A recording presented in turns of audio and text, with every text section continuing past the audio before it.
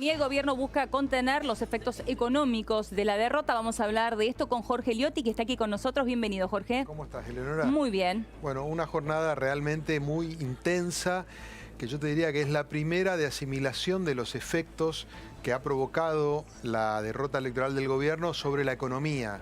Hoy fue un día de muchísimas reuniones en Casa de Gobierno, funcionarios del ala económica principalmente, una reunión de 3 horas con el ministro de Hacienda, Duhovne, el presidente y su grupo, con el ministro de Producción, Sica, con el titular de la FIP, Cuccioli, con otros funcionarios del área económica, evaluando un paquete de medidas que en principio se anunciaría mañana. Que en principio se iba a anunciar hoy, ¿no?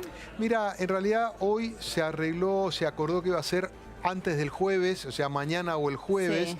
Ahora lo que están diciendo es que dependía un poco si llegaban a instrumentarlo, que podría ser mañana mismo. Están terminando de pulir, por eso hubo tantas reuniones, tratando de armar un paquete de medidas que yo te diría que tienen 2 objetivos superpuestos. A ver. En primer lugar, naturalmente, mejorar el clima social y económico de cara a la elección general de octubre, a pesar de las pocas posibilidades que tiene el oficialismo, es tratar de no cerrarse y regenerar una expectativa, pero fundamentalmente dar una señal en medio de una crisis que se agravó a partir de la devaluación de ayer, que hoy continuó, con los efectos económicos consecuentes, tratar de poner paños fríos y de alguna manera acompañar los efectos que esto va teniendo sobre una sociedad y evitar mayores complicaciones desde el punto de vista social y un desenlace del gobierno conflictivo, problemático y con situaciones indeseadas en ese aspecto. Es decir, contención social ante una devaluación que hace que el poder adquisitivo de la gente sea cada vez menor, ¿no? Claramente, la devaluación pega muy fuerte. Esta misma semana ya estamos teniendo el efecto sobre los productos concretos que va a generar más inflación, o sea, va a haber aumento de precios. Hemos visto entre ayer y hoy hay determinados productos que ni siquiera tienen un valor definido porque todavía no saben dónde situarlo, aquellos que tienen componentes importados, los que son locales se están remarcando, entonces hay una adaptación en todos los segmentos. El gobierno está tratando de reaccionar ante esa situación con una serie de medidas que están sobre la mesa, algunas parecerían como más definidas que otras. Aparentemente la de mayor posibilidad sería la del aumento del mínimo no imponible de ganancias. ¿Qué se sabe, qué se conoce hasta ahora entonces de lo que se ha conversado en el día de hoy en Casa de Gobierno? Lo que parece más probable que se anuncie sería un aumento del mínimo disponible de ganancias. Eso sabemos que significa que los salarios en blanco de bolsillo aumentan inmediatamente porque pagan menos impuestos. Están evaluando una serie de medidas para beneficiar a las pymes que tienen que ver con moratorias impositivas que le permitan salir a un sector productivo que está muy asfixiado.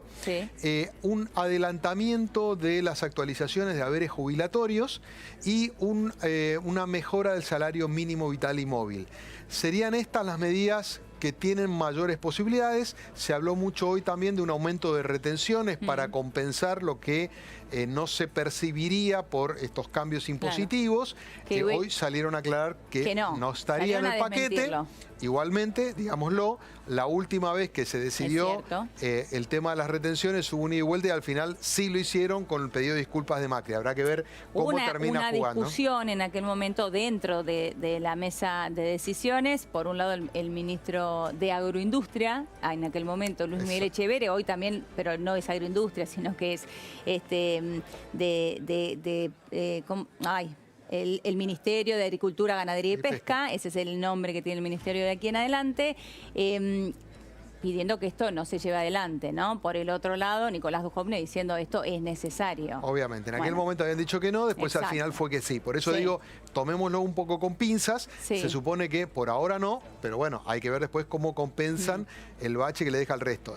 Dentro de esto, digamos, Eleonora, que todos los que eran las previsiones y planteos previos, partes del acuerdo con el Fondo Monetario, el compromiso del déficit cero, todo está, te diría, entre signos de interrogación. El gobierno está haciendo un plan de salvataje inmediato. Que hay que ver si lo habló o no con el fondo. Bueno, no sabemos Uno no lo exactamente. sabe, ¿no? Yo creo que están haciendo manotazos de ahogado de última instancia para tratar de reencauzar una situación que se empezó a descalibrar imprevistamente el domingo con un resultado que nadie previó, ni siquiera el propio peronismo, el propio Alberto Fernández, por la magnitud que tuvo, menos el gobierno, que después tuvo el efecto sobre el mercado y sobre la economía inmediato y demasiado contundente, una devaluación, yo te diría, postelectoral que no tengo recuerdo que se haya producido de esta manera, forma tan violenta.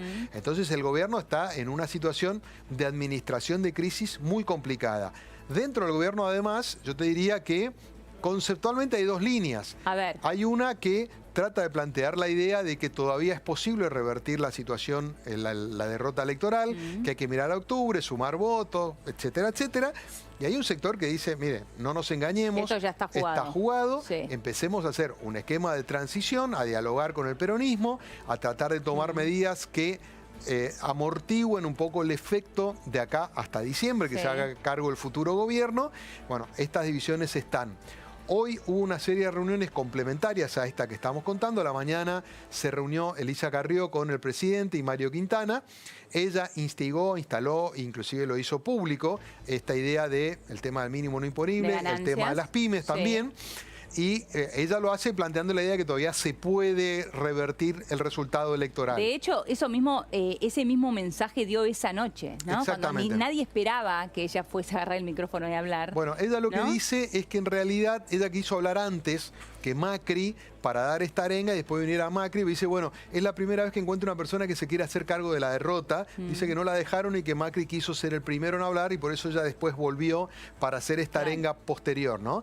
En el fondo está esta idea de que lo quieren condicionar a Macri a hablar en un tono que ella entiende que no es el adecuado. Hubo mucha discusión interna en una cena de anoche, donde estuvieron Peña, Frigerio, Vidal, Rodríguez Larreta, entre otros, por el tono del discurso de Macri de ayer. Había mucho enojo con respecto a esto, ¿no? Exactamente.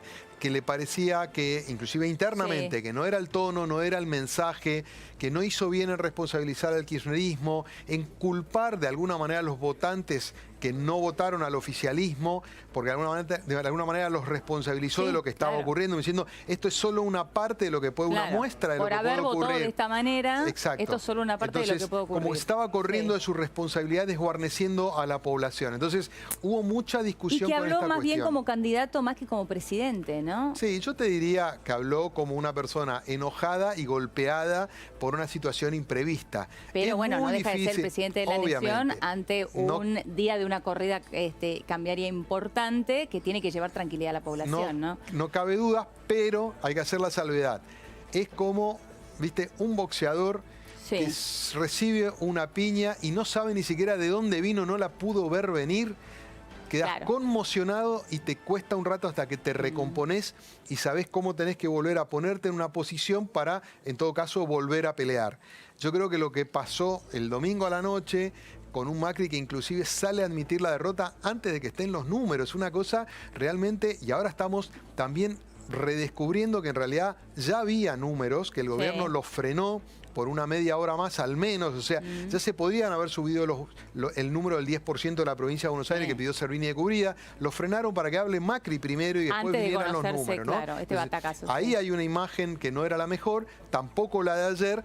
Me da la impresión de que hoy es el primer día que hay una suerte de reacción propositiva, el gobierno articulando estas medidas. Habrá que ver hasta dónde surten efecto y si evidentemente puede ser parte de que el gobierno pueda recuperar la vertical ante esta situación totalmente atípica. Yo te diría, Eleonora, una trampa del sistema. Es que lo es. Uno recuerda, claro, en las PASO, cuando Cristina era gobierno, cuando ganó las PASO. Exactamente. Y siguió siendo gobierno. Es la primera vez que sucede que en unas PASO, quien es gobierno termina siendo golpeado de tal manera y tiene que transitar 3 meses hasta las elecciones generales, porque las ese reales. Es el problema. Si vos tuvieras una transición con un presidente ya electo de 4 meses, de última acordás la transición. Acá tenés el problema que todavía tenés la elección real en el medio.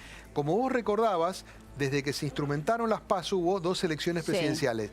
En 2011 Cristina arrasó, con lo cual era una continuidad natural. Arrasó en la PASO y después también en la general. En el 2015, que ganó otra vez el oficialismo, quedó abierta digamos, la ventana de que seguía la disputa electoral, con lo cual no se produjo inmediatamente un cambio. De hecho, ganó en las PASO. Ganó en las PASO el oficialismo, después se revirtió en la general, en realidad se revirtió en el balotaje. Esta situación donde en la PASO, en un golpe de nocaut, se termina el gobierno, prácticamente por las pocas chances que parecería que le quedan, generan esta especie de enorme y larga transición con la dificultad de tener pendiente la elección de octubre. Te diría que es el problema, el obstáculo mayor. Una enorme y larga transición con una elección real en el medio, con el gobierno todavía teniendo que salir a defender, por ejemplo, suponiendo que dé por perdida la presidencial, la lista de legisladores nacionales. Porque se juega mucho más, esto es importante lo que estás diciendo, ¿no? Porque más allá de la presidencial, se juega el Congreso. Se juega el Congreso. Y la diferencia de fuerzas en el Congreso, lo que vendrá en el año que viene. Quedan algunas provincias, todavía no eligieron gobernador, entre ellas Crucial Mendoza, donde el oficialismo perdió y gobierna el radicalismo, un aliado del gobierno. Y Catamarca también, ¿no? Queda Catamarca, queda La Rioja, queda Salta. Y queda la ciudad de Buenos Aires. También. Que si bien Larreta ganó por una diferencia muy amplia, hay que ver qué dinámicas se dan de acá hasta octubre y eventualmente hasta noviembre, porque en la ciudad también hay balotaje. Digamos, yo si fuera Larreta, digo, estaría satisfecho, pero tampoco totalmente tranquilo. Porque creo que es lo que pasó internamente, porque ellos creían que Larreta tenía posibilidades de ganar en primera vuelta. Y estas PASO le iban a demostrar eso, ¿no? Recordemos que la primera vuelta en la ciudad de Buenos Aires es la mitad más uno. O sea, son 50%. Pero además porque tuviste una ola adversa tan grande que te mueve un poco el piso. Entonces, por más que la ciudad sea el bastión del PRO, da la impresión de que Larreta tiene una gestión muy valorada. De hecho, 46% así lo entendió de los votantes. Bueno, tiene que tomar resguardos respecto de esto. Entonces yo digo, hay una serie de componentes electorales que todavía quedan por definir, que el gobierno no puede resignar y que en consecuencia esto lo obliga a mantener la guardia en alto, por más de que entienda que la presidencial quedó muy lejos de su alcance. Ahora, Jorge, ¿estaremos ante las últimas PASO? Yo creo que es muy difícil sostener este sistema funcionando de este modo, y no es una discusión, originalmente tenía un sentido político, pero también de adaptación a una situación en la cual antes los candidatos se elegían en internas partidarias cerradas, muy amañadas. Esto buscaba oxigenarlo, pero así, sin partidos políticos, con este sistema donde prácticamente no hay compulsas internas, el sistema no funciona y sobre todo establece esta trampa que estamos viendo ahora, que es muy peligrosa para el sistema institucional en su conjunto. Entonces, arriesga todas las instituciones, las políticas, las económicas, la situación social del país en un interregno excesivamente extenso para una situación difícil como la que tenemos hoy. Por último, Jorge, vos hablabas de una cena de anoche en donde, bueno, muchos no estaban muy contentos o estaban muy enojados con la conferencia de prensa que dio el presidente o el tono en el cual dio la conferencia de prensa, más allá también del mensaje. Digo, también en esa cena hubo reproches por las derrotas, imagino, justo antes del presidente, quien dio la conferencia de prensa, y es una de las grandes también derrotadas, es María Eugenia Vidal, ¿no? Bueno, pases de facturas, aún con elegancia, no tan crudos como suelen ser los peronistas, los hay también en el oficialismo, y acá aparecieron todos los fantasmas de las cosas que se podrían haber hecho de otro modo y con el resultado opuesto, dicen, salió mal. Desde la famosa cuestión del desdoblamiento de la provincia de Buenos Aires, que Vidal quería y la Casa Rosada no lo dejó. Hoy es contrafáctico saber si hubiese alcanzado, porque evidentemente había un malestar muy grande, si a Vidal lo hubiese alcanzado para ganar en un mano a mano con Kicillof o no, hasta la cuestión de confiarse excesivamente en un instrumental muy sofisticado, muy moderno, y yo te diría probablemente más desarrollado, no solo del país, sino de la región, en términos de estrategia y marketing electoral como el que tiene el oficialismo, con análisis de datos, con trabajo de redes, con indicación de tendencias, lugares, cómo votan en cada lugar. Bueno, toda esta maquinaria virtual, en este caso, se ha demostrado insuficiente, no te digo para ganar, sino para al menos determinar qué estaba pasando por abajo de la sociedad que se expresó el domingo y que no registró, fíjate Leonora, no solo las encuestadoras, no solo el oficialismo, tampoco Alberto Fernández y su equipo, ni siquiera, y esto es un dato que yo creo que es todavía más curioso, ni siquiera los boca de urnas de ese mismo día. De ese mismo día, cierto. Los boca de urnas de Alberto Fernández daban entre 8 y 9 puntos y los del oficialismo le daban 4 o 5. Yo no sé si ni siquiera los boca de urnas son representativos del universo o la gente le miente a las que preguntan por alguna razón, pero hay un problema en las mediciones pre y post del voto. Recién se torció la aguja cuando aparecieron las mesas testigos con los votos reales y se empezó a tomar en cuenta la magnitud del resultado. Jorge, un placer como siempre. Muchas gracias, Leonora. Bien, vamos a ir a una pausa en PM. Quédate ahí porque a la vuelta vamos a hablar de economía.